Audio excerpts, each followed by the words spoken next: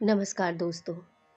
जैसा कि मैं हमेशा से आप लोगों के लिए मोटिवेशनल स्पीच, कहानियाँ ये सारी चीज़ें लेकर आती हूँ, ताकि आप लोगों के जीवन में जो भी समस्याएं हैं या आप किसी चीज़ को लेकर परेशान हैं, तो हमारे इस वीडियो के ज़रिए आपको कुछ न कुछ शांति का अनुभव हो और कुछ मार्गदर्शन मिले, यही मेरा मकसद है। तो आज इसी श्रृंखला में मैं आपके लिए लेकर आई हूँ एक ऐसा टॉपिक जिसके बारे में हर कोई बात करता है। हर कोई यही कहता है कि जैसे को तैसा, जो जैसा करता है उसे वैसा ही मिलता है। परंतु हम कभी कभी देखते हैं कि कभी कभी जो हमारे साथ बुरा कर रहा होता है उसे उसका फल नहीं मिलता। तो किस तरीके से हमारे कर्मों का फल हमें मिलता है, आज हम इस बारे में चर्चा करेंगे। दोस्तों, ऐसा कहा जाता है कि हम जैसा करते हैं बिल्कुल वैसा ही पाते हैं, और यही सोच से हम अच्छे कर्म करते हैं। परंतु हम तो अच्छे कर्म करते हैं, लेकिन कभी कभी हम देखते हैं कि सामने वाला व्यक्ति जो हमारे साथ बुरा कर रहा है उसके साथ अच्छा हो रहा है। आखिर क्यों? और फिर हमारा मनोबल, हमारा विश्वास इस चीज से उठ जाता है कि जो बुरा करता है उसके साथ बुरा ही होता है।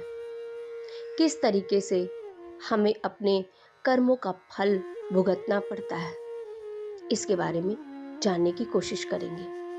होता यह है दोस्तों कि हमें ऐसा लगता है कि सामने वाले व्यक्ति को उसका फल नहीं मिल रहा है, लेकिन ऐसा होता नहीं है। जरूरी नहीं है दोस्तों कि हर कर्मों का फल इसी जन्म में मिल जाए। कभी कभी कर्मों का फल हमें दूसरे जन्म में भी भुगतना पड़ता है, और हम इस बात से बिल्कुल अनजान रहते हैं कि उसे इसका फल ज़रूर मिलेगा।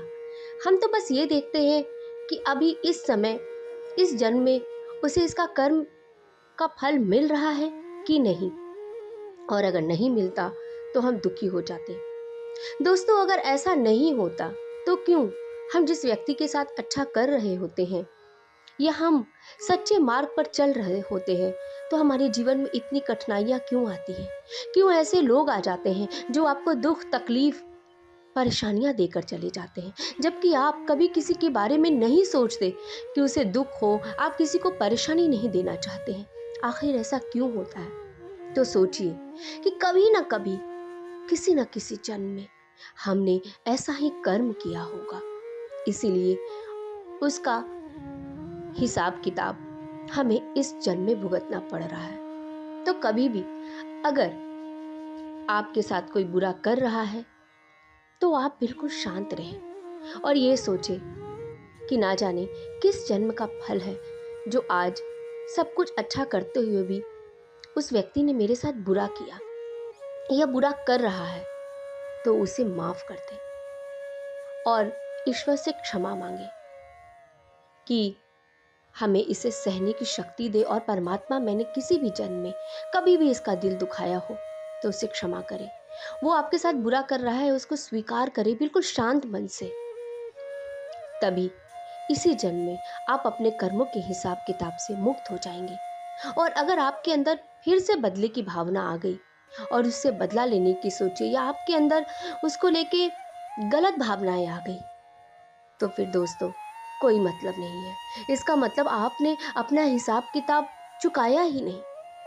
हमें ऐसी सोच रखनी चाहिए कि जब भी हमारे साथ बुरा हो रहा हो, कुछ तकलीफ हो रही है, कोई हमारे साथ गलत कर रहा हो, तो ये हमारे कभी किसी जन्म में किए गए कर्मों का ही परिणाम है, और हम वो भूल चुके होते हैं।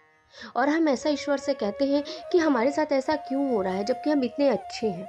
जानिए, सोचिए क्यों हो रहा है, क्योंकि कभी ना कभी हमने ऐसा गलत किया है जिसकी सजा हमें मिल रही है। इसलिए हमेशा ये सोचें कि ठीक है, हमें इसका हिसाब किताब खुशी खुशी शांत मन से चुका देना है। हमें अब उस व्यक्ति या उस परिस्थिति को लेकर कोई मलाल, कोई दुख नहीं रखना है, और इस तरह हम इसी जन्म में अपने किए गए कर्मों का हिसाब किताब चुकता कर देंगे। दोस्तों, यही एक आसान तरीका है अपने कर्मों के फल को भुगतने का। लेकिन जैसे ही आपके मन में उस व्यक्ति को लेकर या उस परिस्थिति को लेकर फिर से ही दुख और बुरी भावनाएं आ गई, तो फिर हम हिसाब किताब चुकता नहीं कर पाएंगे और फिर ना जाने कितने जन्मों तक हमारे साथ यही होता रहेगा। इसीलिए हर चीज़ को, हर एक परिस्थिति, हर एक किए गए बुरे कर्मों का हिसाब हमें मिलता है, ये सोचकर उसे शांति मन से बीत जाने दें, माफ कर दें, क्षमा कर दें। तभी आप कर्मों के हिसाब किताब से मुक्त हो पाएंगे और अगले जन्म या कभी भी आपके ऊपर कोई हिसाब किताब नहीं रहेगा और आपका जीवन आगे सुखमय बनता रहेगा। ओम शांति। धन्यवाद दोस्तों, समय निकालकर मेरा ये वीडियो सुनने के लिए।